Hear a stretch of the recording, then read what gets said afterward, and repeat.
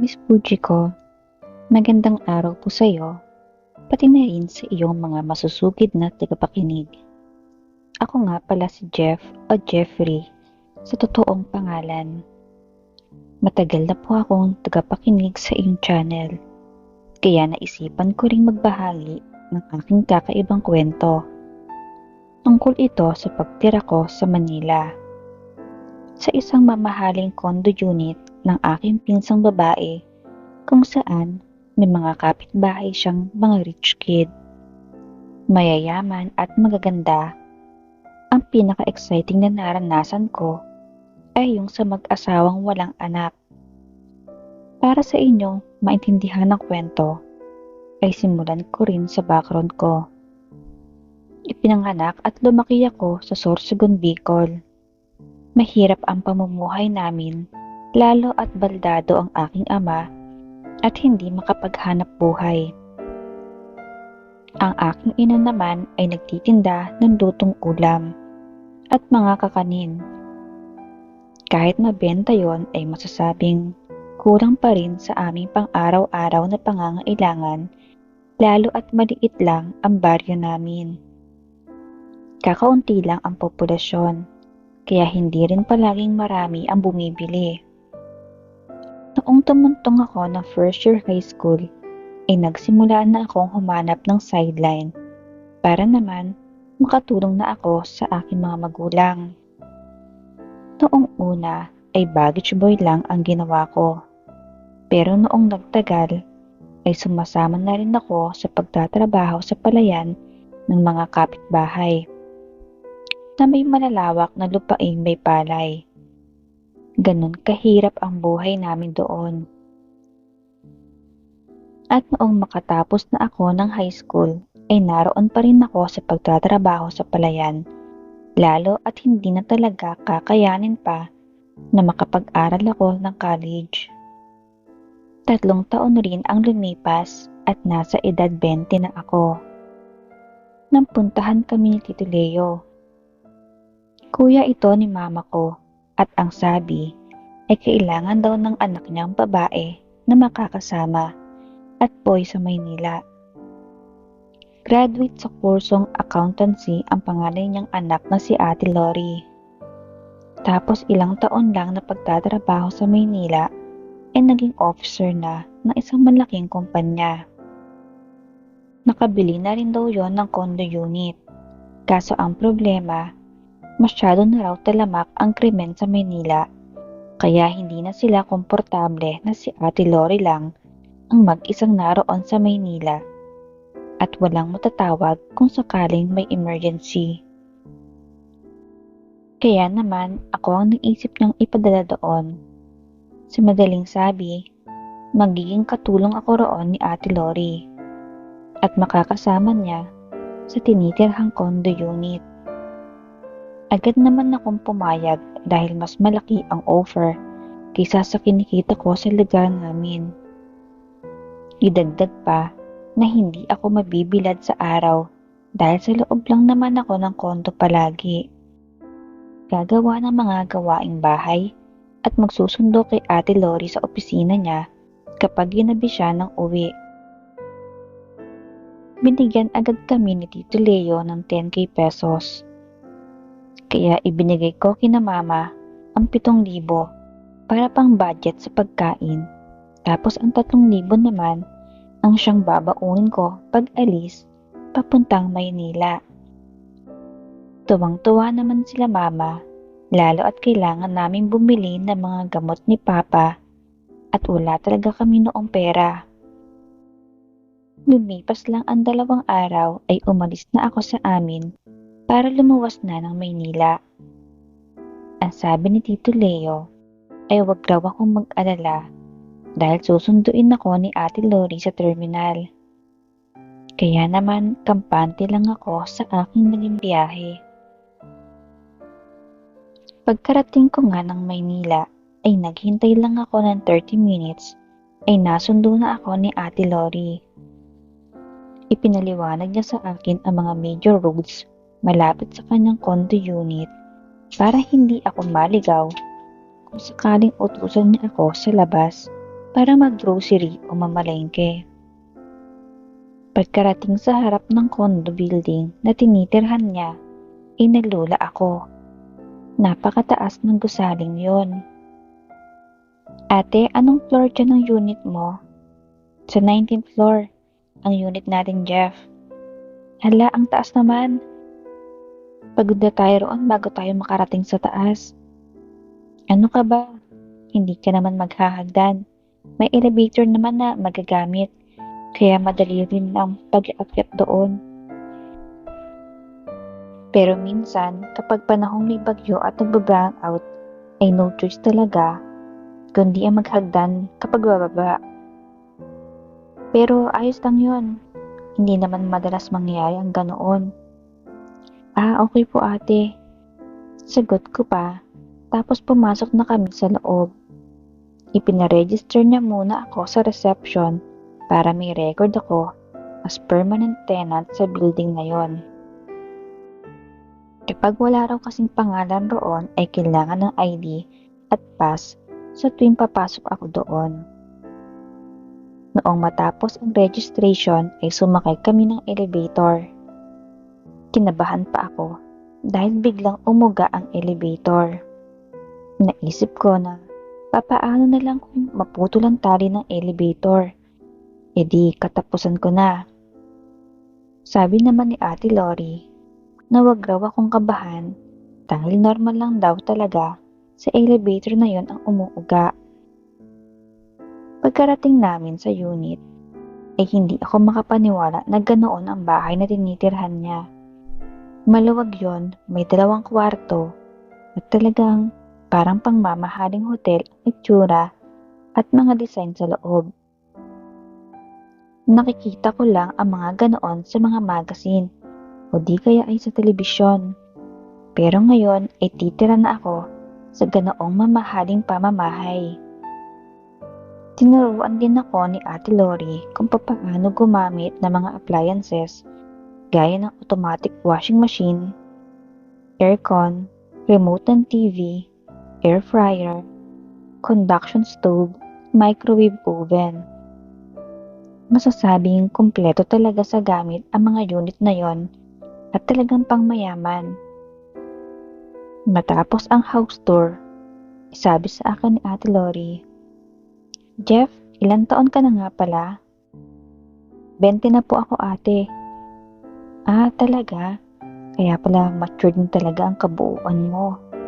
Akala ko kasi 10 ka lang dahil 15 ka lang yata noong umalis ka sa atin. Opo ate, kaso 5 taon ka nang mahigit na narito at hindi bumabakasyon sa atin. Ano yon, hindi na ako umidad at hindi rin lumaki? Ay oo, tama ka nga Jeff. Sa dami nga ng mahalagang bagay na inaasikaso ko dito, nakalimutan ko na ang paglipas ng panahon sa paligid ko at hindi ko na masyadong napapansin ang mga pagbabago. Heto nga pala ang magiging kwarto mo. May aircon din dito. Pero kung ayaw mo naman sa masyadong malamig at may electric fan din na nandiyan, ilagay mo na muna ang bag mo dyan. Mag-almusal na muna tayo. Tapos after mag-almusal ay maligo ka muna at saka ka matulog. Gigisingin na lang kita mamayang tanghali kapag kakain na. Tapos after natin magtanghalian ay aalis tayo. Ipapasyal kita sa mga grocery at mga palengke dito na iyong pupuntahan kapag ikaw na lang ang bibili ng pagkain natin. Sa next week kasi ay sobrang busy na ako. At hindi ko na mahaharap pa ang grocery at mamalengke. Isahang pamamalengke lang din ang gagawin mo sa 1 linggo. Malaki naman ang ref, kaya naka-stock lang ang lahat dyan. Marunong ka bang magluto? Opo ate, magaling po ako magluto dahil minsan ako nagluluto noong mga lutong ulam na itinitinda ni mama. Very good. Kailangan ko talaga ng kasama na marunong magluto.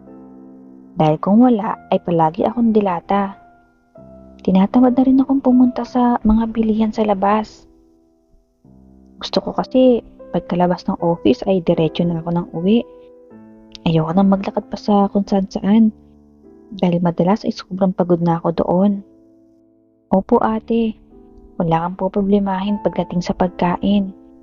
Basta magsabi ka lang kung anong oras ka makakauwi para alam ko kung anong oras ako maghahanda ng pagkain mo. Oo sige, bibilhin na rin kita ng bagong cellphone para may komunikasyon tayo.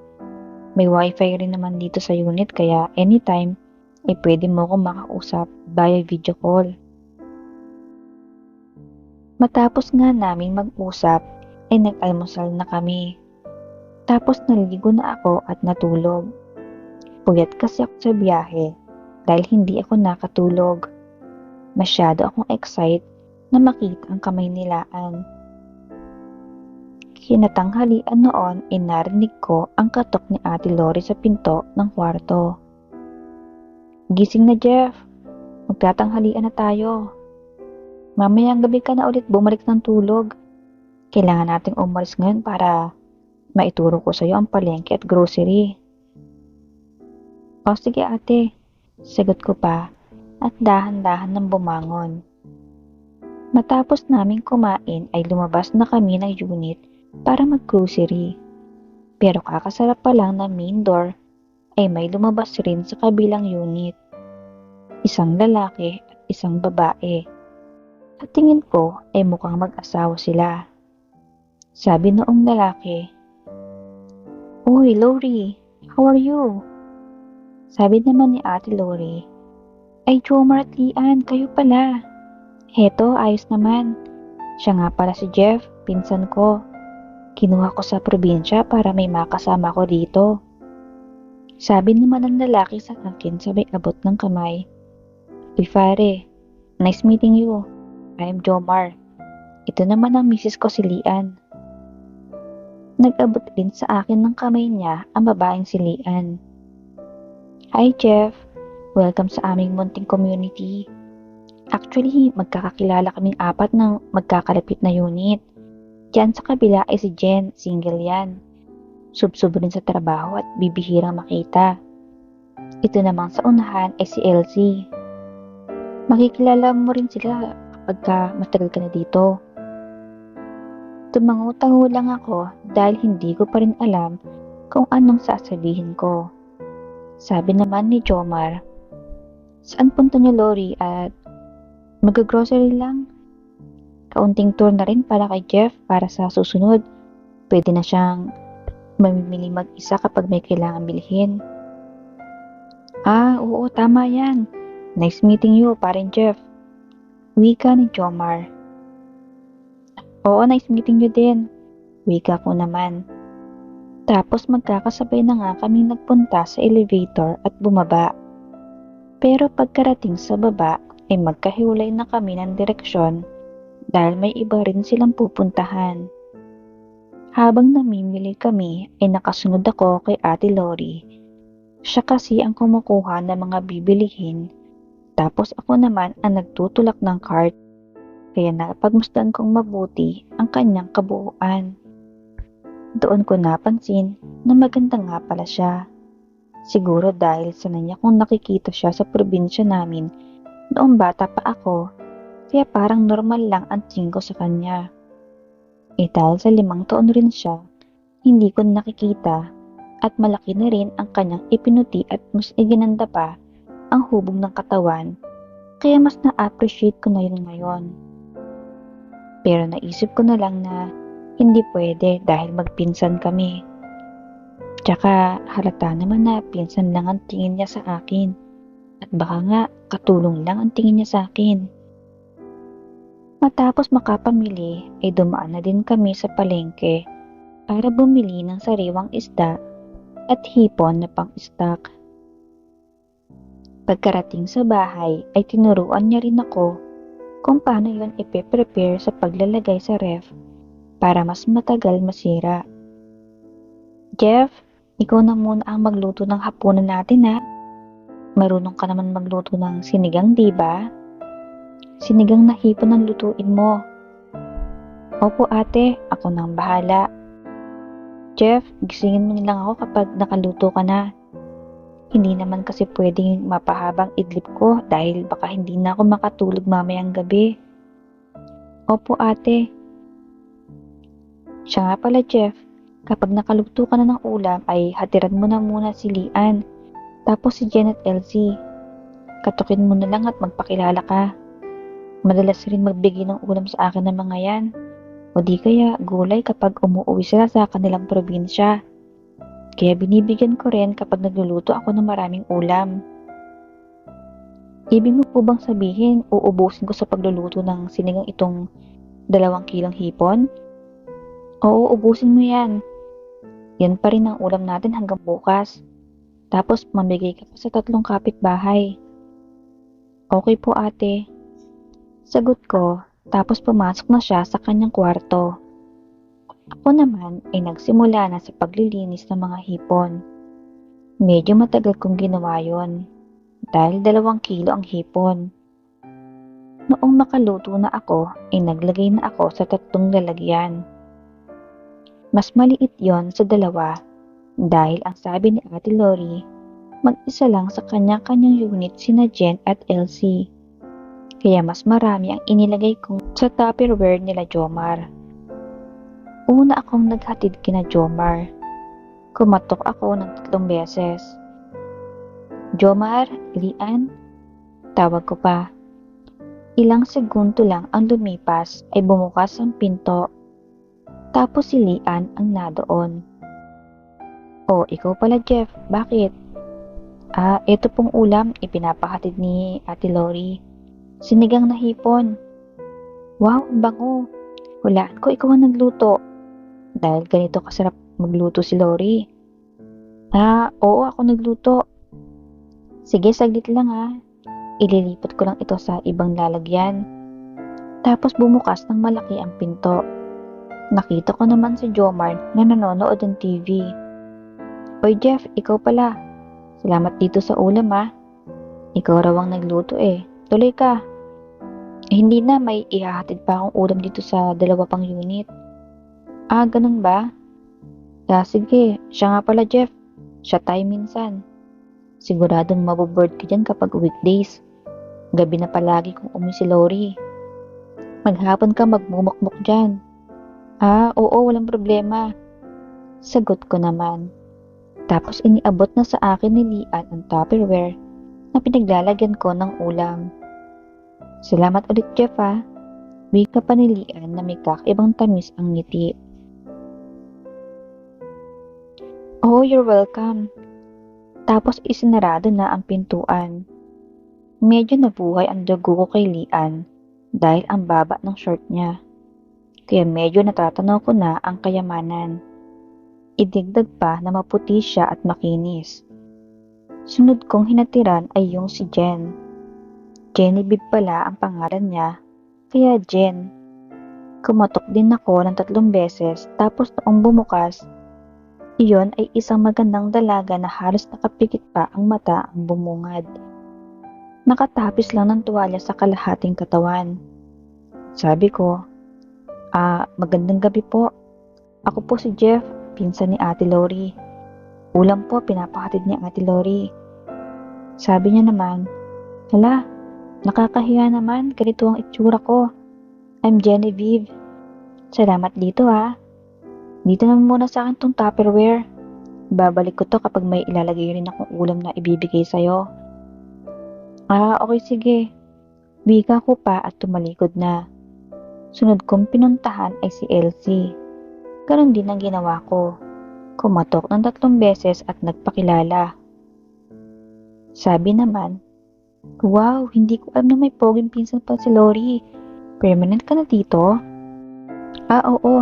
Kasi kay Ate Lori na ako nagtatrabaho. Wow, nice! Mukhang ma-enjoy ko ang pagbabakasyon ko rito sa Pinas. Sabi ko naman, bakit hindi ka po ba taga rito? Naku, hindi. Nasa US ng buong pamilya namin. Namiss ko lang ang Pinas kaya naisipan kong magbakasyon ng indefinite period. Ngayon may tagaluto na pala si Lori. Baka mas lalo pa ako mapapatagal. Salamat dito Sige, ako na lang maghahatid ng Tupperware kung kailan ko trip. Wika niya pa na nakakindat sa akin. Nasabi ko na lang sa sarili ko, anong swerte na naibuhos sa akin ngayon. Lahat ng kapitbahay ni Ate Lori magaganda, mga professional din at yayamanin. Wika ko pa sa aking sarili. Tapos bumalik na ako sa loob ng unit namin. Naglagay na muna ako ng mga plato at naghain ng ulam at kanin bago ako pumunta kay Ate Lori. Pagkapasok ko sa kwarto niya, ay nakita kong tulog na tulog siya. Naka-t-shirt siya na maluwag at maiksing shorts. Tinapik ko na agad si Ate Lori bago pa ako makagawa ng kung anong mali. Ate Lori, tara na po, kakain na tayo. Mabilis naman siyang nakapagmulat ng mata. Tapos sabi niya, ang mga kapitbahay, nakatiran mo na ba ng ulam? Opo, tapos na. Tuwang-tuwa nga sila dahil ang sarap daw at ang bango. Sigurado daw na ako ang nagluto dahil hindi ka naman daw ganoon kasarap magluto. Tumawa naman siya. Mga leche kamo sila. Pasalamat sila, nagpilit akong magluto kahit hindi ako marunong. Siyempre, kailangan kong makisama. Pero mukhang hindi na yung problema ngayon dahil marunong kang magluto ng masarap.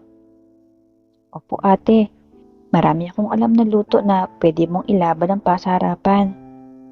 Di sige, hintayin muna natin sila na makaganti sa atin saka tayo maghahatid ulit. Pakihilang ang kamay ko, parang hindi ako makabangon.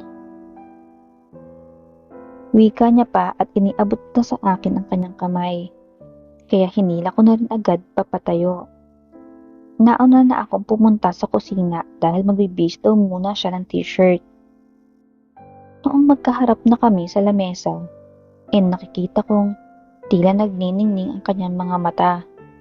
Tapos agad humigop ng sabaw. Sabay-sabing, hala, totoo nga ang sarap nito, Jeff. Paano mo ito nagawang ganito kasarap?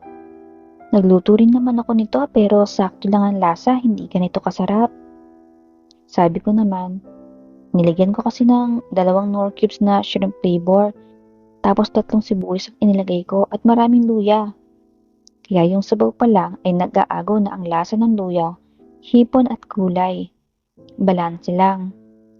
Wow, walang duda na magaling ka nga magluto. Mukhang hindi na ako kakain sa labas kapag ganito palagi ang mga pagkain dito. Siya nga pala, Jeff, kapag araw na may pasok ako, gumising ka na maaga ha. Ipaghanda mo ako ng baon, 2 set, isang pang-almusal at isang pangtanghalian. Okay po Ate Lori, walang problema. Sagot ko pa, tapos naging abala na siya sa pagkain ng hipon. Halos hindi na tumitingin sa akin, kaya naman, hindi niya na napapansin na panay ang titig ko sa kanya. Ang ganda niya kasi. Mas matanda sa akin ng ilang taon si Ate Lori dahil 28 na siya noong panahong yon. Tapos ako naman ay 20 years old pa lang. Pero hindi yon masyadong mahahalata dahil malaking bulas ako. Muskulado at 5'10" ang tangkad. Batak naman kasi ako sa mabibigat na trabaho. Buong buhay ko sa probinsya, kaya wala akong tabas dyan. Puro abs at muscles. Matapos makakain, nakita ko siyang nagbukas ng ref. Tumingin siya sa akin. Pero nagkunwari ako sa plato ako nakatingin dahil nagtitipon ako ng mga balat ng hipon. Muli siyang tumingin sa ref tapos may kinuha. Pasimple akong tumingin. Nagulat ako dahil isang katamtamang laki ng pipino ang kinuha niya. Tapos dinala sa lababo at hinugasan. Kala ko ay kakainin niya. Pero binalot ng malaking paper towel, tapos inilagay sa bulsa ng pajama. Saka sinabing, sige, Jeff, ikaw na ang bahala rito ha. Magpapahinga pa ako. Okay te, sagot ko pa. Nung mga pagkakataong yon ay nagtatalo pa rin ang isip ko kung kakainin ba niya yung kinuha niyang pipino o may iba siyang mahalagang paggagamitan. Nag-focus na muna ako sa paglilinis sa kusina. Tapos naligo akong muli, saka ko na pinatay ang mga ilaw sa sala at kusina, saka ako bumalik sa kwartong tinutulugan. Bandang 10:00 ay naisipan kong kumain ng ice cream. Naalala ko kasi na bumili kami ng malaking ice cream. Hindi ko yun naalala noong pagkatapos naming kumain. Kaya tamang-tama, marami akong makakain dahil hindi na ako busog. Ang laki pa naman ng ice cream na binili ni Ate Lori. Lumapit ako sa ref pero hindi na ako nagbukas ng ilaw. May liwanag naman mula sa labas kahit papaano, kaya ayos na yon. Nung dala ko na ang baso ng ice cream at papasok sana ako sa kwarto, napansin kong nakabukas ng kaunti ang pintuan ng kwarto ni Ate Lori. Kaya bigla akong na-curious na silipin siya. Dahan-dahan akong naglakad papalapit. Hindi rin naman yun maririnig dahil naka-carpet ang buong bahay, kaya walang tunog ng yabag ng paa. Noong naroon ako, ay mas nilakihan ko pa ang pagbukas ng pinto at sumilip doon. Doon ko nakitang nakaharap si Ate Lori sa laptop at may pinapanood na palabas na pang matanda lamang. Napasabi na lang ako sa sarili ko, "Nako, may ganyan ka pang itinatago, Ate Lori ha. Nanonood ka niyan." Tapos nagbabad pa ako doon dahil gusto ko rin yung pinapanood niya. Hanggang sa mapansin kong meron siyang ibang ginagawa. Tapos nung ilapag sa katabing lamesa ang hawak niya sa kamay, ay nakita kong ang pipino yon. Nakabalot ng tila plastic. Bigla akong napaisip. So hindi para kainin ang pipinong dinala niya sa kwarto. Dali-dali akong lumayo sa pintuan ng kwarto niya at pumasok sa kwarto ko. Pagkaupo ko sa kama ay tulala ako. Hindi ako makapaniwala sa mga nakita ko, lalo na kay Ate Lori, na isang dalagang probinsyana at banal-banalan ang turing sa kanya ng kanyang pamilya. Pero kumakain pala ng pipino sa dilim. Matagal ang aking pagkatulala habang naka-rewind sa isip ko ang mga nasaksihan. Hanggang sa hindi ko na rin mapigilan ang sarili ko, kaya ginawa ko na ang nararapat para mawala ang init at pagkabalisa na aking nararamdaman. Noong makatapos ay napalingon ako sa basong dala ko. Tunaw na ang ice cream. Napailing-iling na lang ako, pero kinain ko pa rin ang ice cream. Masarap pa rin naman yon kahit tunaw na, dahil malamig pa rin naman. Matapos kong makain ang ice cream, ay nagpatugtog ako sa maliit na kaset na naroon sa loob ng kwarto. Mabuti at maganda ang signal ng FM doon, kaya naman sobra akong nag-enjoy sa pakikinig habang nagpapaantok. Hindi na rin muna ako nag-on ng aircon. Electric fan lang ang sinindihan ko. Tapos nagbukas ako ng bintana, pero maliit lang. Sapat lang para may pumasok ng sariwang hangin sa loob. May nakita rin akong libro sa ilalim ng maliit na mesita. Kaya naman kinuha ko yon at nag-on ako noong lampshade. Nag-off na lang din ako ng malaking ilaw sa loob ng kwarto. Nang makarinig ako ng mahinang katok sa pintuan, tapos bumukas yon. Si Ate Lori, naka-blazer lang siya. Yung blazer ng night dress. Ang sabi niya, "Oh, bakit gising ka pa?" Opo, nagpapaantok pa ako. Pero malapit na rin naman akong antukin. Kumain kasi ako ng ice cream para malamigan ang katawan ko. Di sana nag-on ka ng aircon. Naku, hindi na te. Ayoko naman talaga ng malamig. Madali akong ubuhin. Sakto na itong may kaunting hangin lang galing sa labas. Tapos hangin ng electric fan na umiikot sa loob ng kwarto. Sabi niya naman, "Ako rin, Jeff. Gusto ko ng ice cream. Pahingi naman ako." Isang tasa lang pero punuin mo. Okay, sige ate.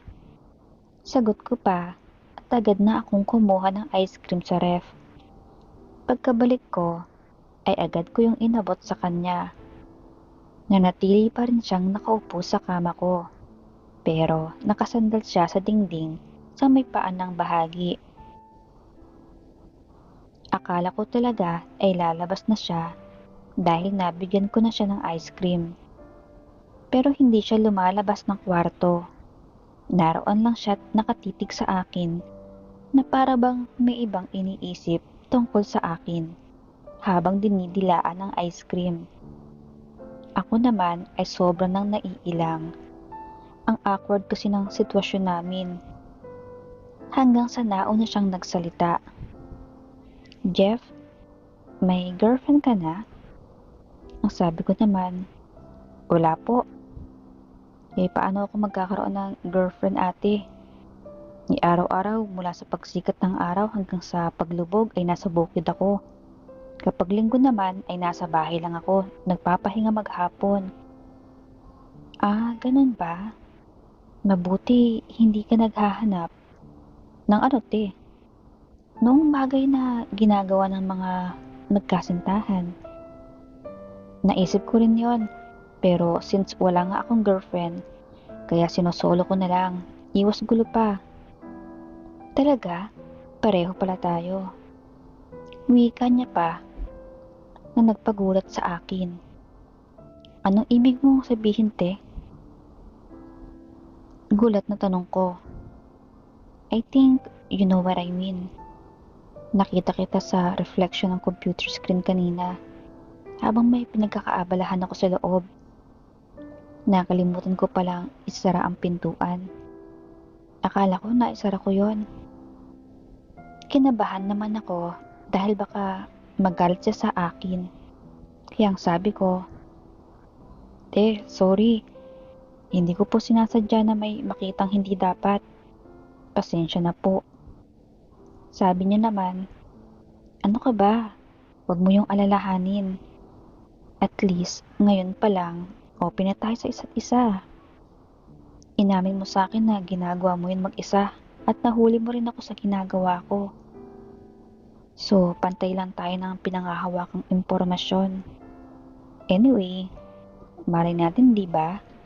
Sa mga susunod na linggo ay hindi natin kailangang gawing mag-isa ang bagay na yon sa ating mga sarili. Walang masama kung magtulungan tayo. Ano pong ibig mong sabihin ate? Gulat na tanong ko dahil parang may kakaibang ibig sabihin ang mga sinasabi niya. Agad naman siyang tumayo, sabay sabing, "Huwag kang slow, Jeff. You heard what I've said. Anyway, matulog ka na. Magsisimba tayo bukas ng umaga. Tapos sa hapon ay magpapahinga lang ako ng buong araw dahil Lunes na kinabukasan."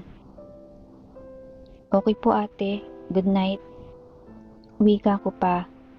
Tumingin naman siya sa akin at sinabi ring, good night Jeff. Tapos lumabas na ng silid. Pakiramdam ko ay nanlamig ang mga palad ko sa sinabi niya. Mukhang tama talaga ako sa pagkakaintindi sa mga sinabi niya. Magtutulungan kami na bigyan ng kalinga at isa't isa. Nakatulog na nga lang ako habang iniisip ang napag-usapan namin. Kinabukasan, 6:00 pa lang, ay ginising na ako ni Ate Lori dahil magsisimba daw kami. Kahit gusto ko pang matulog ay wala naman akong magagawa. Hindi ako pwedeng magreklamo dahil parte yun ng trabaho ko sa kanya. Habang naglalakad kami papuntang simbahan, ay napansin kong pinagtitinginan talaga si Ate Lori ng mga tao dahil maganda talaga siya at tila isa siyang santo sa kanyang suot na white dress na may burda. Ako naman ay nakapantalon lang ng maong tapos blue na polo shirt. Hanggang sa biglang humawak si Ate Lori sa braso ko. Jeff, pakapit ha. Para tigilan na ng mga lalaking makakasalubong natin ng pagtitig ng matagal sa akin. Iisipin kasi nila na boyfriend kita, kaya hindi na sila tititig ng matagal. Okay lang po te, sagot ko naman. Pagkarating sa simbahan ay magkatabi kami. At noong kumakanta na kami ng ama namin ay naghawak kamay kami ni Ate Lori. Napakalambot talaga ng kamay niya, kaya na-enjoy ko rin ang oras namin habang nasa simbahan. Noong matapos ang simba, ay kumain muna kami sa McDonald ng pancake at kape bago kami umuwi. Pagkarating lang sa bahay ay agad na siyang natulog. Noong pasado na 12:00 ay muli na akong pumasok sa kwarto niya para gisingin siya. Doon ko nakita ang pipino.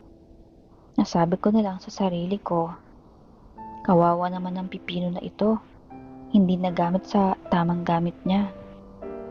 Tapos biglang nagsalita si Ate Lori. Pwede pa rin naman niyang kainin, di ba? Hugasan na lang ng makailang ulit tapos gawing salad. Sabi ko naman, sa bagay, balot na balot naman. Pwede pa nga yang kainin kung hindi pa nabugbog. Tara na te, magtanghalian na tayo para maipagpatuloy mo ang pagpapahinga mo. Oo sige, nagugutom na rin ako. Wika niya pa sabay tayo. Tinampot niya ang pipino. Akala ko ay gagawin niya pang kilawin yon. Pero agad niyang inihagis sa basurahan pagkarating sa kusina. Kahit pa paano ay maayos ang samahan namin ni Ate Lori. Kaya sa tingin ko ay mag-e-enjoy ako sa pagtatrabaho sa kanya. Kalmado lang ang mga araw na lumilipas. Hindi naman ako lumalabas ng unit kung wala akong bibilihin. Ang dami ko rin namang libangan sa loob ng bahay. Pwede akong manood ng mga movies sa external hard drive ni Ate Lori. Pwede rin ako maglaro ng game sa laptop niya. Binilhan niya din ako ng bagong cellphone, kaya nauubos rin ang oras ko sa pagkalkal sa social media. Isang umaga noon, bumaba ako para maglagay ng basura sa lagayan sa ibaba. Pagkasakay ko sa elevator para bumalik na sa itaas, nakita kong tumatakbo si Jomar. Sabi niya, "Hold the elevator please." Kaya hinawakan ko naman para hindi agad sumara. Pagkapasok niya ay sabi niya, "Uy Jeff, ikaw pala yan. Kamusta?" "Eto, ayos naman. Saan ka galing?" "Galing ako sa supermarket. Bumili ako ng alak at lechon belly. Tara, shot tayo bago mag-lunch." "Magluluto rin kasi ako ng bulalong baka for lunch. Ano, pwede ka?" Sabi ko naman, "Oh, ayos lang. Overtime mamayang gabi si Ate Lori kaya ayos lang." "Eh di sige, punta ka na lang sa unit namin kahit 11:00. Sa bagay, pwede naman kitang katukin. Halos magkadikit lang naman ang pintuan natin." "Oo sige," sagot ko pa. Sa totoo lang, na-excite akong hindi dahil sa inuman, kundi gusto kong matitigan ng mas matagal at malapitan ang asawa ni Jomar na si Lian. Ang cute kasi ng mukha niya at napaka-amo. Para siyang inosenteng bata lang tignan na napaka-baby face. Pero ang alindog at hindi naman magpapatalo. Maganda ang quality at gifted. Pagkapasok ko sa unit namin, agad kong sinimulan ang paglilinis. Gusto kong matuwa si Ate Lori sa tuwing uuwi siya sa bahay. Yun bang makikita niyang sobrang linis, mabango, at palaging may nakahandang pagkain para sa kanya. Bandang mga 10:00 ng umaga ay natapos na ako sa lahat ng paglilinis. Pati kwarto ni Ate Lori ay nalinisan ko na rin. May mga nakita pa nga akong natuyong pipino sa ilalim ng kama niya. Kaya idiniretso ko na yon itapon sa basurahan. Naligo na ako noon pagkatapos at nagbihis ng maayos para presentable naman ako sa pagpunta sa kapitbahay. Kahit papaano, ay nabilihan naman ako ni Ate Lori ng mga pantalon, shorts at polo shirt na pang formal. Kasi nga palagi kami nagsisimba ng linggo. Pangit naman kung tuwing linggo ay yung nag-iisang pantalon at nag-iisang polo shirt na luma lang ang susuotin ko. Kaya binilhan niya ako ng 3 pantalon at 5 polo shirt na pangsimba. Noong nakaredy na ako, ay inilak ko na ang unit namin. Tapos kumutok na ako sa pintuan ng unit ni Jomar. Agad niya naman akong pinagbuksan. Tara pre sa loob. Tamang-tama, nandito ng kainuman natin. Pagkarinig ko sa sala ay naroon si Genevieve. Sabi niya, "Hi Jeff, kamusta?" Sabi ko naman, "Eto ayos lang. Halika, upo ka na rito." Sabay na raw ito, lunch at inuman sabi ni Jomar. Ayoko pa nga sanang pumunta dito pero noong marinig kong naghanda siya ng nilagang bulalo ng baka, ay nahirapan akong tumanggi. Paborito ko yun eh. Lalo na at may sawsawang patis, sili kalamansi. Sabi ko naman, oo, yun din ang naisip ko eh. Gusto ko rin namang matikman ng specialty ni Jomar. Habang nag-uusap kami ni Genevieve, ay bigla namang lumabas ng kwarto si Lian. Ang ganda-ganda niya sa suot niyang fitted na dress. Sabi niya kaagad sa akin, "Hi Jeff, mabuti at pumunta ka." Sabi ko naman, oo, wala rin naman kasi akong gagawin sa bahay.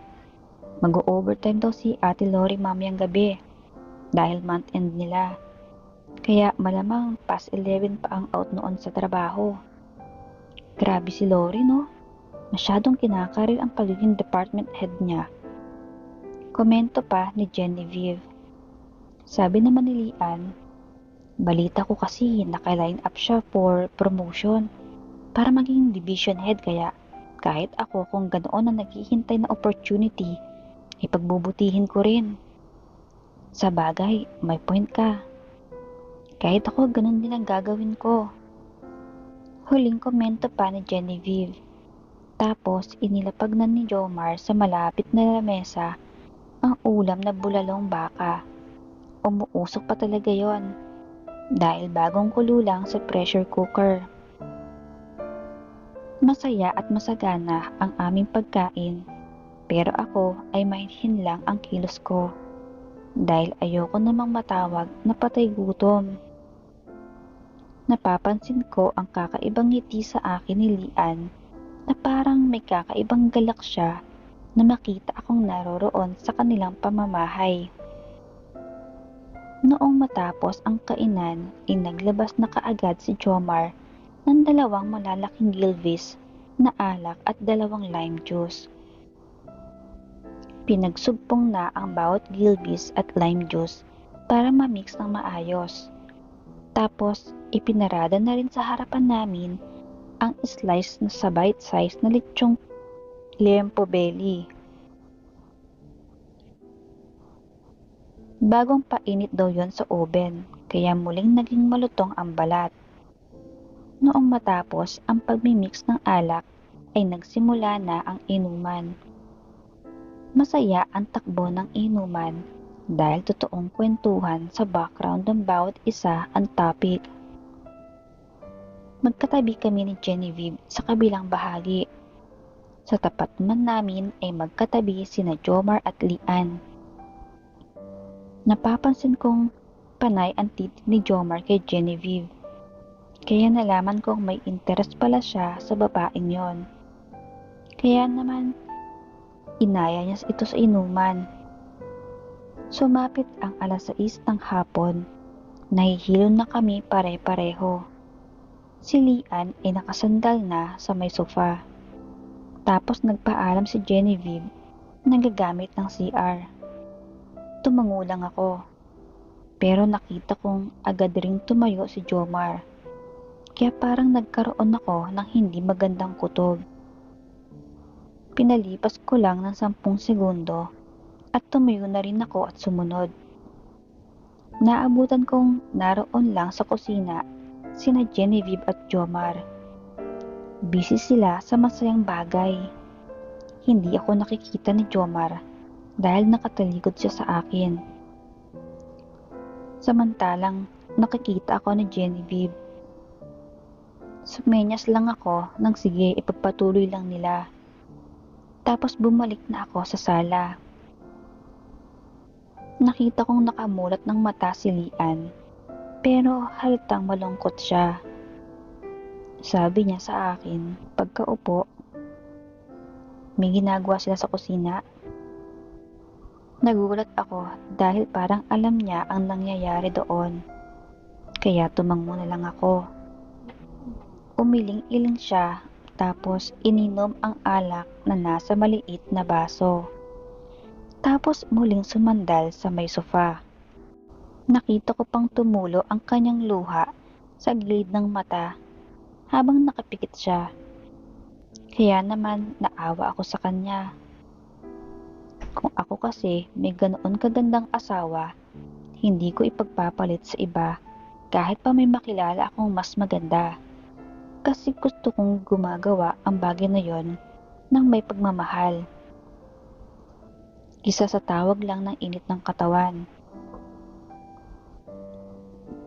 Makalipas ang kalahating oras, ay bumalik na sa sala ang dalawa. Parang walang nangyari. Malalaki ang ngiti. Sabi naman ni Jomar, tara, ituloy pa natin kahit beer na lang.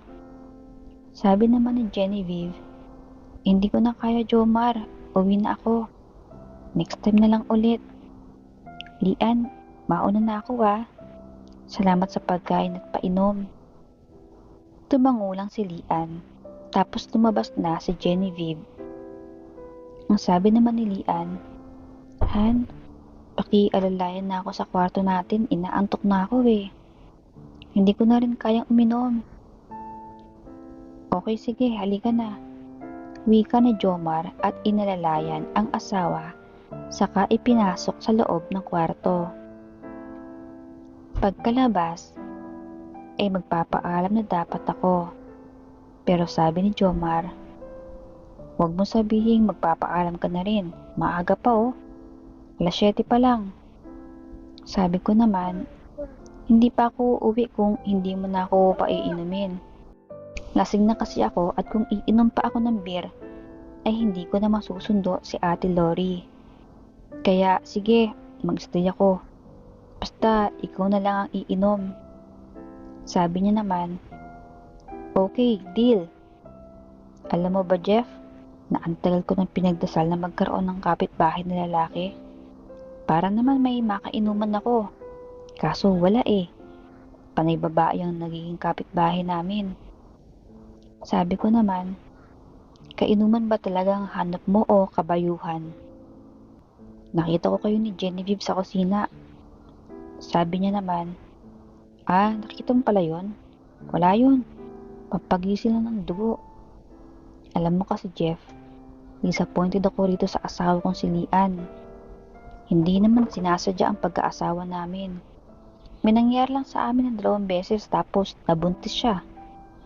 Kaya naman nagpakasal kami ng madalian. At nung makasal naman kami ay nakunan naman siya. Tapos magmula nun, hindi na kami nakakabuo. Ewan ko ba? Nagpa-check up naman kami pero may sinasabi ang doktor na hindi raw match ang hormones namin kaya hindi talaga kami magkakaanak. At kung sakaling makaubuman, ay hindi pa rin daw lalabas ng normal. Kaya nga gusto kong maghanap ng ibang babae na magbibigay sa akin ng anak. Pero gusto ko pa rin na magkakaroon kami ng anak na si Lian mismo ang magluluwal para mahalin niya talaga ang bata. Kahit hindi ako ang ama ay ayos lang. Basta hindi maghahabol ang lalaki. Ikaw ba Jeff? Pwede mo ba kami matulungan? Sabi ko naman, ha? Hindi ko maintindihan ang sinasabi mo. Sabi niya naman, eto naman astang bobo lang. Alam mo ibig kong sabihin. Tutulungan mo kami ni Mrs. na magkaanak.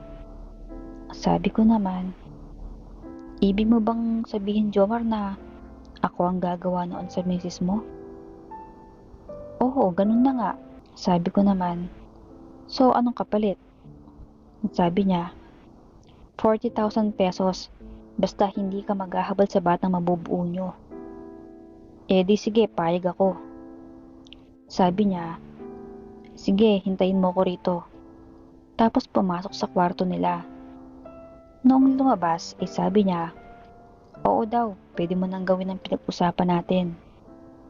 Ang sabi ko naman, hindi ka talaga nagbibiro at gusto mo ngayon na agad? Oo naman. Sige na, maligo ka na muna para fresh ka naman. Wika niya sabay tungga ng beer. Pero hindi pa rin ako kumikilos dahil parang hindi totoo eh. Nakita kong nakatitig siya sa akin na tila masama ang loob. Tapos sabi niya, so parang hindi ka naniniwala sa kasunduan natin? Sige, heto.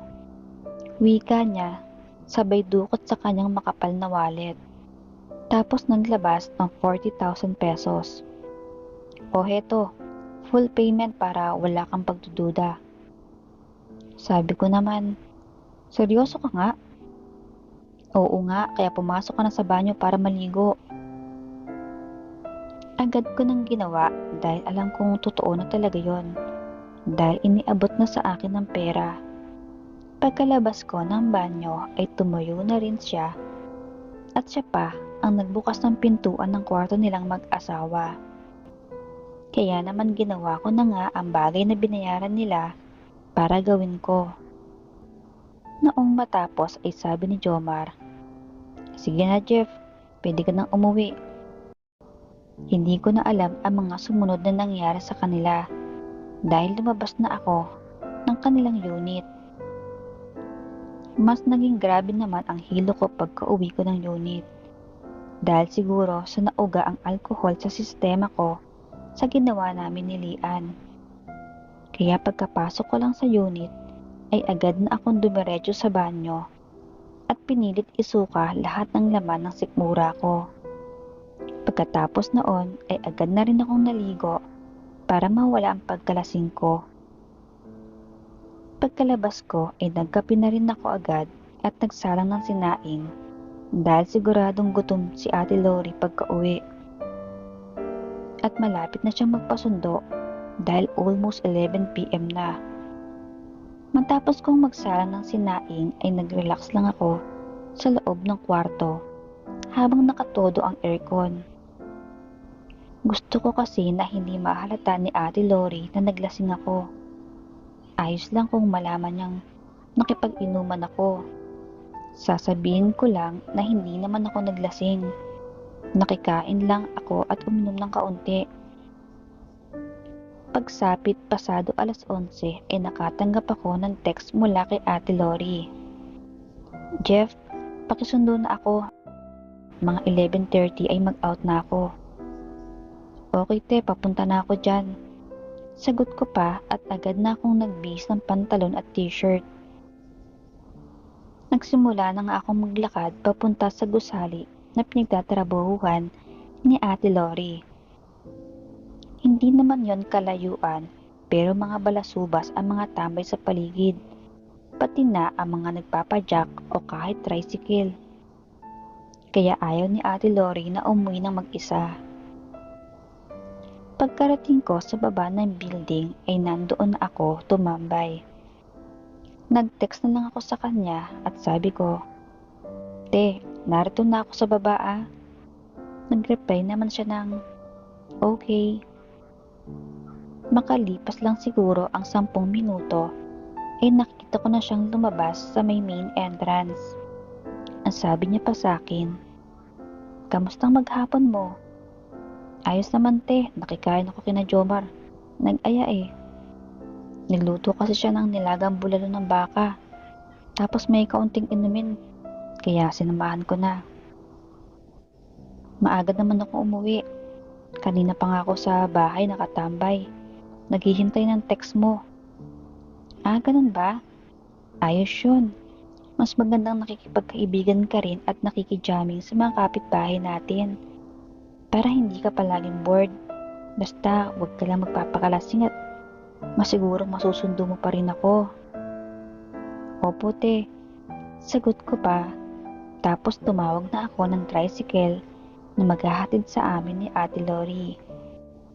Pagkarating sa bahay ay pinag-init ko ang naiuwi kong nilagang bulalo. Dahil kakaluto lang din naman ng sinaing.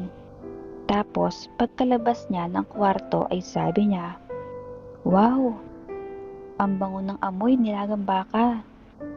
Sabi ko naman, opo te, nagawi ako ng bulalo para may maipang ulam ka rin." Sabi niya naman, "Tara sabay ka na sa akin kumain." Naku, busog pa ako ate. Kasi nung nag-inom kami, lechon belly ang pulutan. Kaya nabusog na rin ako ng sobra. Okay sige, ikaw bahala. Kakain na ako dahil sobrang gutom na rin talaga ako. Ang sakit nga ng likod at balikat ko. Jeff, pwede mo ba akong hilutin mamaya bago ako matulog? Oo naman ate, walang problema. Sagot ko pa. Nung matapos siyang kumain ay doon na muna siya naupo sa may sala at nag-play sa TV ng Korean drama. Ako naman ay naghugas ng mga pinagkainan niya at muli nang nagsabon ng kusina dahil talagang matapang ang amoy ng sebo ng baka. Noong matapos akong maglinis ay nakita ko siyang pumasok na sa kwarto niya.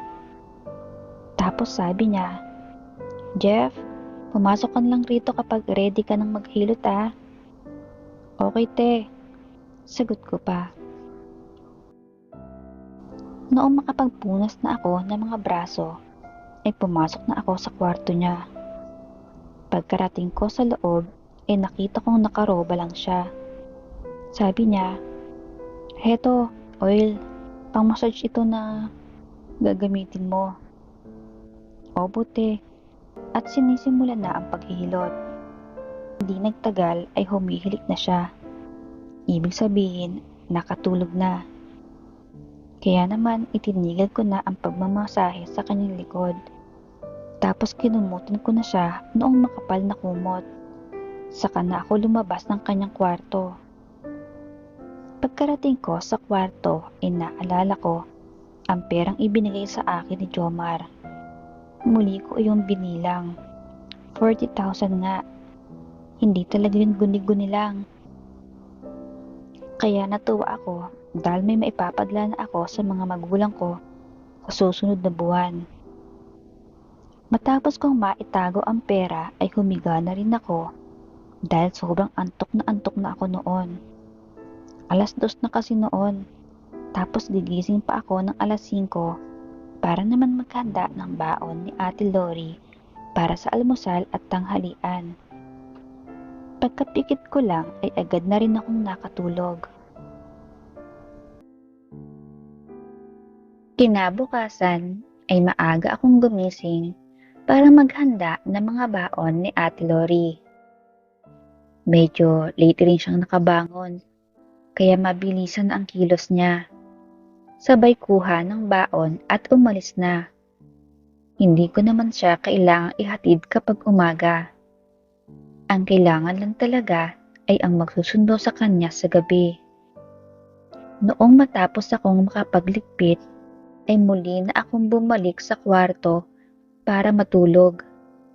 Kailangan kong bumawi sa pagtulog dahil wala pa yatang 3 oras ang tulog dahil gumising ako nang bago mag-5 para magluto ng ibabaon ni Ate Lori. Muli na nga akong natulog noon, ako na lang mag-isa ang naiwan sa bahay. Noong magising ako ay pasado 12:00 na. Narinig kong may kumatok sa pintuan. Kaya dahan-dahan lang ako sa paglalakad at binuksan yon. Laking gulat ko. Pagkabukas ko, dahil si Lian yon. Sabi ko sa kanya, "Oh, Lian, bakit? Anong kailangan mo?" Sabi niya naman, "Pwede ba tayo mag-usap sa loob ng bahay niyo?" "Oo, sige, halika, tuloy ka." Pagkarating namin sa may sala, ay pinaupo ko muna siya, tapos ikinuha ko ng juice sa ref. Para kasing stress ang itsura niya. O yun bang naiiyak? "Oh, mag-juice ka muna. Para kang dehydrated eh. Uminom lang siya ng kaunti tapos tumitig na sa akin. Ang sabi ko naman, ano palang sasabihin mo? Jeff, gusto kong magpaliwanag sa'yo. Hiyang-hiya ako sa mga nangyari kagabi. Ganito kasi yan. Gustong-gusto talaga ni Jomar magkaroon ng anak kahit isa lang. Ang problema, dahil noong magpa-check up kami, ay hindi kami magka-match ng hormones. Kahit anong gawin daw namin ay hindi daw talaga kami mabubuhay ng anak. Maaaring mabuhay man, pero months lang. Tapos mamamatay din kaagad. Kaya sabi niya noong una, ay mag-aanak siya sa ibang babae. Pumayag ako, huwag niya lang akong iwan. Pero nahihirapan kami makahanap ng babaeng may maayos na breeding para maging ina ng magiging anak ni Jomar. May ilan din kaming nakausap, pero hindi papayag na sa amin mapupunta ang bata. Kaya hindi yun naging matagumpay. Yung tungkol kay Jomar at Genevieve ay alam ko yun. Wala silang relasyon pero open sila sa ganoong bagay. Umaasa din kasi si Jomar na makakabuo sila. Kaso, stress din sa trabaho niya si Genevieve. Kaya kahit nakakailang pagkatagpo na sila, ay wala pa rin nabubuo. Hanggang sa naisip ni Jomar na pati ako ay tumulong na rin sa pagtupad sa pangarap niyang magkaanak. Hindi naman kasi ako baog at wala rin akong diferensya. Actually, pareho naman kami. Ang pagkakasundo ng mga hormones lang talaga ang problema namin. Kaya kung ibang lalaki ang makakasama ko, ay maaari pa rin akong makabuo ng healthy at normal na bata. Kaya noong makita ka namin ni Jomar, ay isa ka na kaagad sa naging candidate sa plano niya. Lalo at magandang magiging lahi mula sa'yo. Matangkad ka, maskulado at bata pa. Malaki ang posibilidad na kaya mo kong gawa ng anak kaysa kung hahanap kami ng may edad na. Sana Jeff, hindi bumabang tingin mo sa amin dahil sa unusual way namin sa pagtupad sa aming pangarap na magkaroon ng anak. At sana hindi bumaba ang tingin mo sa akin. Sabi ko naman, naku, hindi ako judgmental na tao. Hindi uso sa akin ang tama o mali. Ang mahalaga sa akin ay para sa ikabubuti at walang masasaktang tao. Sa tingin ko naman, wala tayong nasaktan sa ginawa natin kagabi. Sabi niya naman, actually meron. Ako, sorry pala kung nasaktan kita kagabi. Actually, nabigla din ako. At saka, may paghanga rin naman ako talaga sa'yo. Kaya nakalimot na rin ako ng magdahan-dahan. Idagdag pa na lasing ako kagabi. Kaya nahihirapan akong kontrolin ng galaw ko. Ah, ganun ba? Pero hindi halata na lasing ka ha? Sigasig ka kasing gumalaw. At saka Jeff, pwede pa ba akong makaulit? Ha? Uulitin natin yon. Baka magalit si Jomar. Hindi siya magagalit. Ang sabi niya ay hindi pa raw tapos ang kontrata niyo hanggat wala tayo nabubuo. Pero mukhang hindi na niya yun binanggit sa'yo kagabi. Dahil lasing na lasing din siya. Kaya ako na rin mismo ang magpapaalala sa'yo. Gusto ko kasing maranasan ulit yun ng tayo lang. At hindi nakatingin si Jomar. Naiintindihan ko rin na naiilang ka kagabi. Kaya nakatingin siya. Ano, ayos lang ba? Sabi ko naman, bakit nasan ba ngayon si Jomar? May pasok siya sa trabaho. At sa Saturday na ulit siya uuwi. 3 days siya doon. Ah, ganun? Oo, Jeff. Ano, pumapayag ka ba sa pakiusap ko? Ang sabi ko naman, oo naman. Pero since hindi naman pala tayo nagmamadali, dahil wala si Jomar at wala rin si Ate Lori, pwede bang sabayan mo muna ako magtanghalian? Tapos magkwentuhan tayo after para ma-relax muna tayo sa isa't isa. Yun bang pag-aanin muna natin ang atmosfera sa pagitan natin dalawa? Oo naman, payag ako. Ano, may ulam ka ba dito? Hindi pa din kasi ako kumakain eh. Wala nga eh. Sige, saglit, Jeff. Kukuha lang ako sa bahay nung niluto kong lechon paksiw. Malaki kasi masyado yung lechon belly dahil 10 kilos yon. Kaya nagluto ako ng lechon paksiw ng 2 kilos siguro. Nagpadala ako noon kay Jomar para may makain siya sa barracks niya. Tapos yung ibang natirang lechon belly ay ipinadala ko na rin para ibigay niya sa mga kasamahan niyang engineer. Sabi ko naman, ha? Engineer si Jomar? Oo. Kaya nga maitim diba? Dahil palagi siyang nasa field. Every 3 days siya kung umuwi dito. Sige, saglit lang. Kuha lang ako ng ulam. Wika niya, tapos lumabas na ng unit. Ako naman ay nagsaing na muna ng kanin sa rice cooker. Dahil yung sinaing ko noong madaling araw ay sapat lang sa almusal at tanghalian ni Ate Lori. Pagkabalik niya ay inilapag niya sa lamesa ang Tupperware na may lamang ulam. Sabi ko naman, tara, sa mesala muna tayong magkwentuhan. Matagal pa yung kanin maluluto. Kakasalang ko lang eh. Ah, sige. Wika niya pa at sumunod sa akin. Sabi niya, di ba gusto mong maging close muna tayo? E di kailangan ganito ka close? Tapos tinawid ang maliit ng distansya ng aming mga labi. Agad ko naman yung tinugunan dahil gaya ng sabi ko, crush ko talaga siya dahil napakaganda niya at baby face din. Patuloy kami sa ganoon ng siguro mga 10 minuto. Tapos saglit siyang umatras. Ang sabi niya, alam mo Jeff, sobrang nasaktan talaga ako gabi. Napag-usapan nga rin namin yun ni Jomar pagkaalis mo. Nakakaingit ka daw. Sabi ko naman, para lang doon lang? Kakainggitan na? Oo naman, dahil maraming babae ang naghahanap ng ganoon. Yun bang kaya silang saktan ng totoo sa ganoong bagay? Kaya nga sabi ko sa isip ko gabi na, hindi ako papayag na hindi maulit. Sabi ko naman, papaano kung makabuo na tayo kaagad? E di hindi pa rin ako aamin kay Jomar na nakabuo na tayo. Para payagan niya pa rin ako na magpabalik-balik dito sa'yo.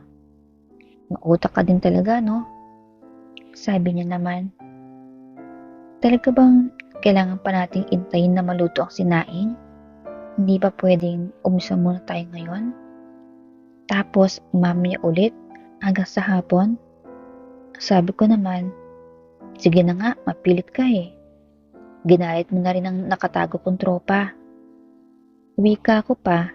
At agad na naming ginawa ang bagay na gusto niya na muling maranasan sa akin. Kaya wala nang pagpipigil sa boses. Kaya naging maingay ang buong unit dahil sa kanya. Noong makatapos ay tila nalagutan siya ng hininga na nakayakap sa akin at sobra ang hingal. Sabi niya pa, sana hindi tayo makabuo sa loob ng 1 taon, no? Para 1 taon tayong ganito. 1 taon na akong palaging masaya. Sabi ko naman, grabe ka. Masyado mong sinasamantalang pagkakataon na binigay sa'yo ng asawa mo. Siya rin naman kapag may pagkakataon ay kusa siyang pumupunta sa unit ni Genevieve. Akala ni babae hindi ko alam. Dahil nagmamaang-maangan lang naman ako. Pero mukhang puno na ng kalawang ang matres ng babaeng yun. Dahil sa araw-araw na puyat at stress sa trabaho. Kaya mukhang malabo yun makabuo. Pero ikaw, nag-aalala talaga ako. Dahil sa tingin ko sa'yo, sa susunod na buwan ay wala na akong dalaw. Nararamdaman ko na sa loob ko na nagkakaroon na ng pagbabago. Parang may nabubuo ng buhay. Ang ganun ba? E di magiging maayos ng relasyon niyo ni Jomar. Kapag nagkaanak na kayo, hindi na siya mambababae pa. Oo nga, yun naman talagang pangako niya. Sabi ko naman, tara na kumain na tayo. Nagugutom na ako eh. Sige, ikaw na maghain. Mahihirapan akong makatayo nito agad. Magpapahinga muna ako saglit kahit 5 minutes lang. Okay, sige.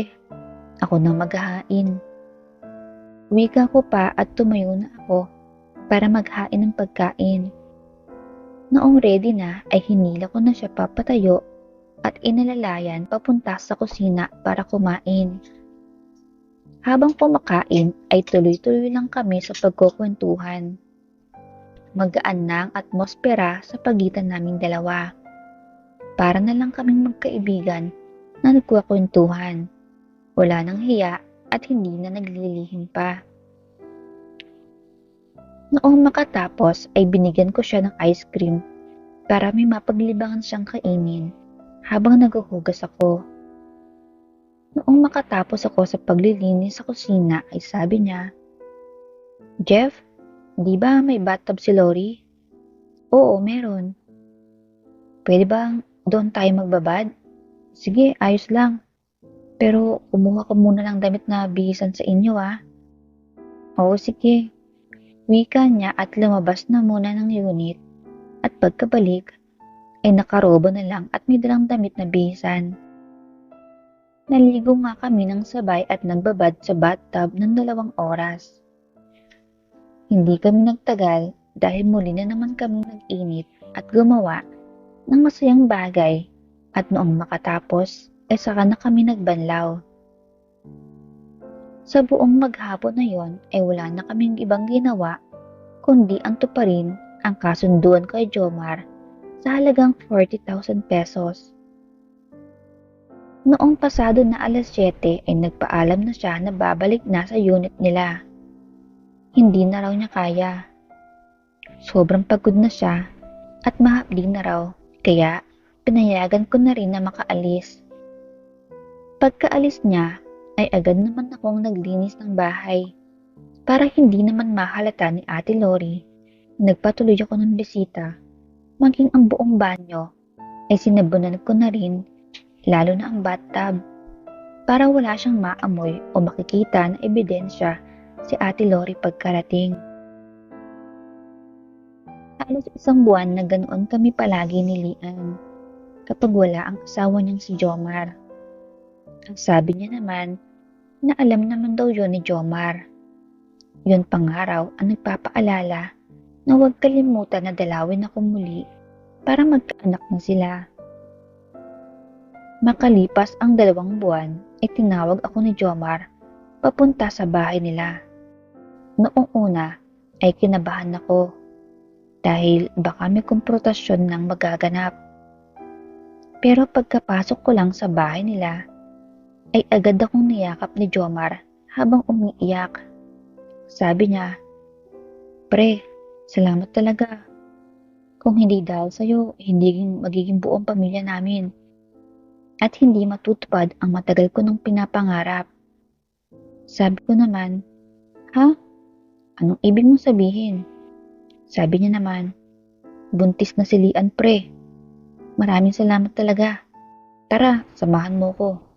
Bili tayo ng alak at pulutan. Kailangan nating mag-celebrate. Magiging tatay na ako." Wika niya at tuwang-tuwa. Kaya naman, sinamahan ko na rin siyang bumili ng alak sa convenience store. Puro beer lang naman ang binili niya dahil ayaw niya raw maglasing. Baka mapaano si Lian. Tapos hindi siya makaresponde agad dahil lasing siya. Doon ko nalaman na talagang may pagkikare at pagmamahal siya kay Lian. Mas lamang lang ang kagustuhan ng magkaanak, kaya hinayaan niyang may ibang lalaki ang humawak sa katawan ng kanyang magandang asawa. Nag-inuman nga kami noon, pero hanggang alas 8 lang. Hindi rin marami ang ininom namin. Puro lang kwentuhan ng tungkol sa trabaho niya at mga kaganapan sa araw-araw.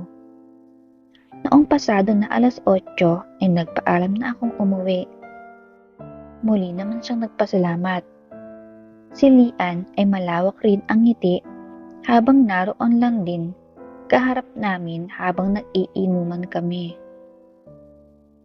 After nga nun ay wala nang nangyari sa amin ni Lian.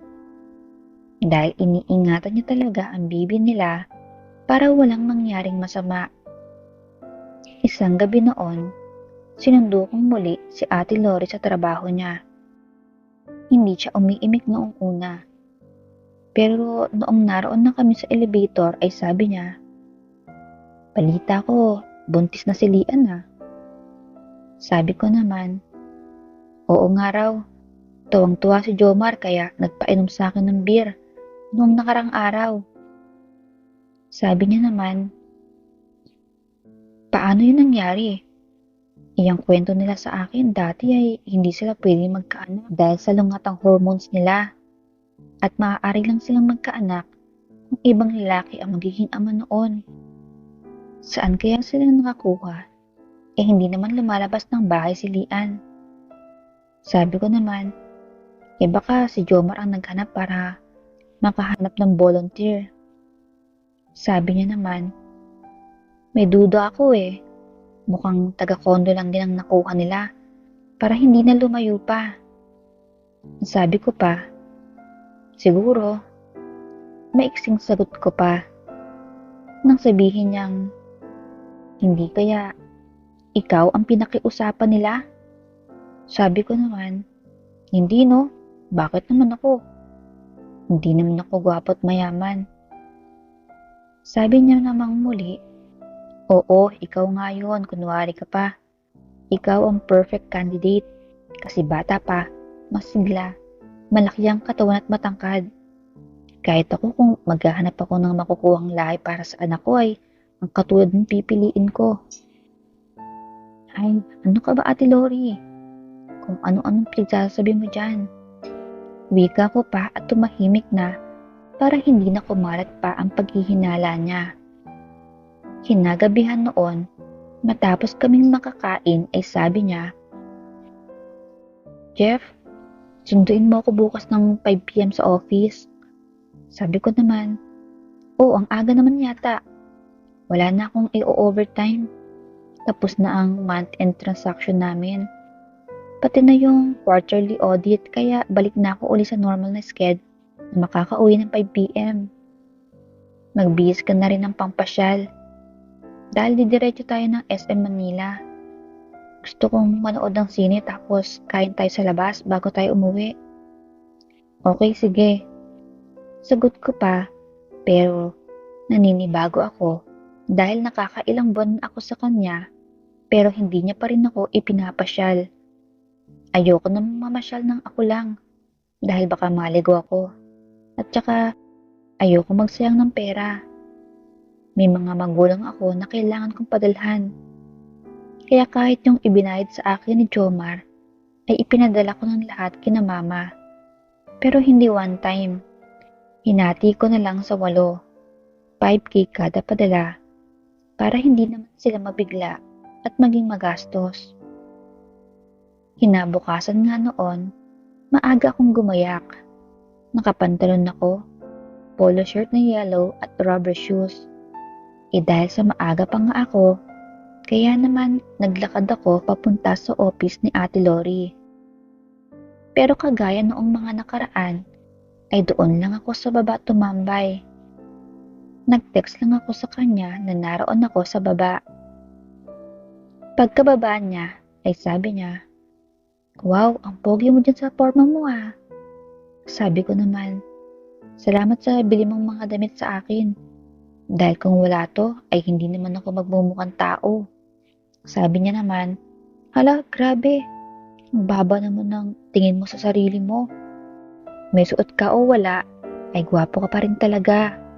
Uwe, nakita mo na ba akong walang suot?" "Hindi pa, pero darating tayo doon." Wika niya nang nakangiti, tapos yumapos na sa kaliwang braso ko at nagsimula na kaming maglakad patungo sa sakayan ng jeep. Pagkarating namin sa mall ay hindi na talaga siya bumitaw pa sa braso ko, kaya feeling ko ay para kaming magkasintahan na namamasyal. Bumili muna siya na maiinom at isang pizza na binaon namin sa sinehan. Matapos makapanood ay naglakad-lakad muna kami dahil binilhan niya ako ng relo na smartwatch. Actually, dalawa at pareho pang kulay. Para tuloy kaming naka-couple watch. Saka naman kami kumain sa isang Italian restaurant. Matapos makakain, ay sabi niya, "Jeff, inaantok ka na ba?" Sabi ko naman, "Ang aga pa, para antukin." "Bakit mo tinatanong?" "Gusto kong punta sa Baywalk. Maglakad-lakad tayo doon, tapos diretso tayo sa bar. May mga bar along Mabini Street. Inom tayo konti." "Okay lang sa akin." Sagot ko naman. Inabot din siguro kami ng 1 oras mahigit sa paglalakad doon sa Baywalk. Saka kami pumasok sa isang bar na may live band. First time ko makapasok sa ganoon. Tapos noong kalagitnaan ay naghanap ang banda ng volunteer ng kumanta. Nagulat ako noong biglang magtaas ng kamay si Ate Lori. Sabi niya, "Yung boyfriend ko magaling kumanta. Go Jeffrey! Go Jeffrey!" Pati mga tao ay nakicheer na rin. Tapos may isang crew noong bar ang umalalay sa akin papunta sa harapan. Kaya wala na talaga akong nagawa. Mabuti na lang dahil kahit papaano ay may itinatago akong talento sa pagkanta. Tinanong ako kung anong kanta daw ang gusto ko. Ang sabi ko naman na kung pwede yung kantang She's Gone by Steelheart. Nagpalakpakan ng mga tao sa intro pa lang dahil alam nilang mataas talaga yon at bihira ang kayang kumanta noon. Hanggang sa pinakamataas na tono. Pero ako ay ginagawa ko yung libangan na kantahin kapag nasa bukid ako, kaya kabisado ko na yon at abot na abot ko talaga ang tono. Kaya naman, kalmado lang ang tayo ko sa gitna ng entablado habang kinakanta ko yon. Napatayo pa nga ang ibang mga tao habang pumapalakpak. Maging si Ate Lori ay todo ang cheer sa akin. Noong matapos ko ang kanta ay nagpalakpakan ng lahat. Tapos bumalik na ako sa upuan. Sabi naman ni Ate Lori, "Akalain mo, kaya mong kantahin yon? Karamihan ng kakilala ko ay namimilipit para kantahin yon. Pumipiyok talaga ng matindi. Samantalang ikaw ay kalmadong-kalmado ka lang." Sabi ko naman, narinig ko lang yung minsan kaya pinakinggan ko sa cellphone kung anong lyric kaya kahit papaano, nakabisado ko na rin talaga. Sabi naman niya, "Wow napakinggan lang tapos naging eksperto na agad sa kantang yon." Nagpatuloy pa kami sa pag-iinuman hanggang sa sumapit ang 1:00 ng gabi. Sabi ko sa kanya, "Tara na Ate Lori, lasing ka na." Sabi niya naman, "Bakit ikaw, hindi ka ba lasing? Dinadaya mo siguro ko, no?" Sabi ko naman, "Sa isang bucket na beer, 4 ang naiinom ko. Sa'yo 2. Nasaan doon ang part na dinaya kita?" Sabi niya naman, malay ko ba kung may powers ka kaya hindi ka nalalasing?" Natawa na lang ako at inalalayan na siya sa bewang. Tapos na rin naman siyang magbayad ng bill namin. Sumakay na kami ng taxi para tuloy-tuloy na ang biyahe namin hanggang sa kondo. Pagkarating sa kondo ay medyo maayos na siya. Hindi na siya lasing tingnan. Sabi niya, "Jeff, pakitimpla naman ako ng kape." "Oo sige, saglit lang at magpapainit lang ako ng tubig sa electric kettle." Wika ko pa. Noong makapagtimpla na ako ay agad niya yung ininom. Dahil nilagyan ko yon ng kaunting malamig na tubig para mabilis nang maiinom. Pumasok siya sa banyo dahil maliligo daw siya. Kaya hinayaan ko lang. Hanggang sa marinig kong tawagin niya ako. Kaya naman, dali-dali akong pumasok.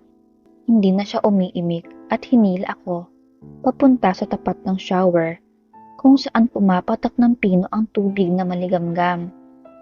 Saka tinawid na ang aming distansya.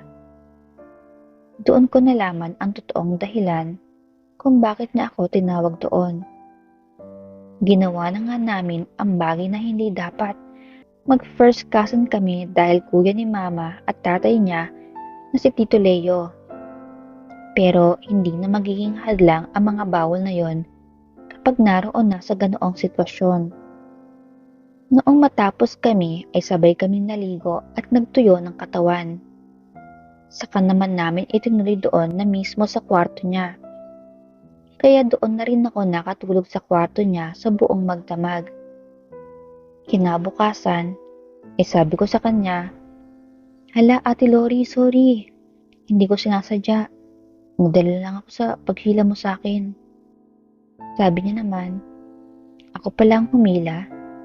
Ibig sabihin wala kang kasalanan. Halika nga pa isa pa. Nabitin pa ako kagabi. Nakatulog ako sa pangatlo eh." Wika niya at muli na namang nagsimula. Nagpatianod naman ako at pinagbigyan na sa kanyang gusto. Nung matapos ay napakasaya ng mukha niya. Tapos sabay-sabing, "Sa wakas, makakapagpahinga ng mga pipino. Pwede mo nang gamitin sa salad ang mga pipino sa ref. Napapansin ko kasi na hindi mo ginagalaw. Iniisip mo siguro na binili ko yun para gamitin sa personal na kaligayahan." Sabi ko naman, "Oo, yun talaga ang iniisip ko. Ala siya, para namang ubos kong 10 pipino sa loob ng 1 linggo." Sabi ko naman, "Oo na po, magmula ngayon ay hindi mo na kailangan gamitin ng mga pipino. Narito naman ako." Tapos sabi niya, "Pero Jeff, nahirapan ako sa iyo hindi ka pangkaraniwan." Ang sabi ko naman, "Wag mo na yung isipin, ang mahalaga na enjoy mo." "Oo naman, so much better than pipino." Wika niya, tapos nagsitayo na kami upang mag-almusal. Sabado naman noon kaya hindi na niya kailangan gumising pa ng maaga. Pagmula nga noon ay napakadalas na namin yung ginagawa. Ako na kasi ang naging tagapagtanggal ng pagod niya sa araw-araw. Pero kapag may ibang tao ay maintain pa rin kami sa aming pagiging magpinsan. Ate pa rin naman ang tawag ko sa kanya. Pero kapag kami na lang ay tinatawag ko na siyang babe. Dahil yun ang gusto niyang itawag ko sa kanya. At ganun din siya sa akin. Lumipas ang ilang taon at nakabuo kami ni Ate Lori. Ang sabi niya sa akin, sasabihin niyang ibang lalaki ang ama noong ipinagbubuntis niya at iniwanan siya para daw hindi kami maitakwil ng aming mga pamilya. Kaya sumang-ayon na lang din ako. Noong ipanganak na ang bata ay lumawas ng Maynila ang mga magulang niya dahil tutulungan daw siya sa pag-aalaga sa kanya at sa sanggol. Kaya nagpaalam na lang muna ako na uuwi sa probinsya dahil wala naman akong gagawin masyado sa Maynila. Nanay at tatay niya ang nandoon. Pero kahit nasa 3 taong gulang na ang bata, ay naroon pa rin nakatira ang nanay at tatay niya o yung tiyuhin at yahin ko. Kaya naman, wala na talagang pagkakataon na bumalik pa ako doon. Hindi na rin kami nakakapag-usap dahil natatakot nga siyang mabisto ang mga ginawa namin. Kaya nagsawa na ako sa kahihintay kung kailan makakabalik muli sa kanya. Hanggang sa may makilala akong babae dito sa lugar namin na dumayo para makafiesta.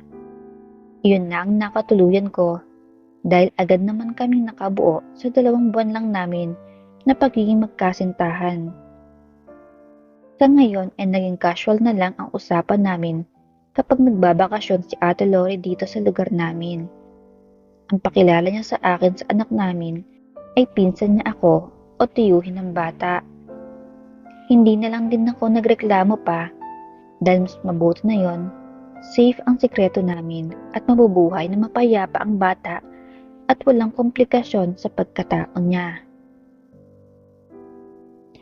Ayun, my loves, dito na po nagtatapos ang karanasang ito ni Sir Jeff na mula sa Bicol. magsama-sama tayong muli may love sa iba pang mga kwentong ihahandog ko sa inyo ha. Bago matapos ang video ay sana mag-subscribe ka na rin para makasama pa kita sa iba pang mga kwentong i-upload ko dito. See you in the next story. Bye bye and take care.